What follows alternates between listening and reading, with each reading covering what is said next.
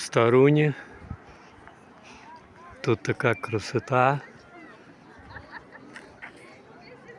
Така церква тут. Була відправа церкви.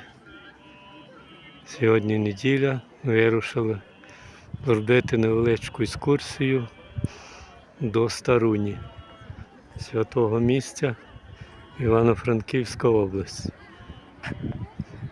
Така тут кругом красота. Там на горі теж якась капличка, хрестик такий, виставлений на горі. Так що отут така свята, як то кажуть, місце. Так що, хто ще не був, побувайте.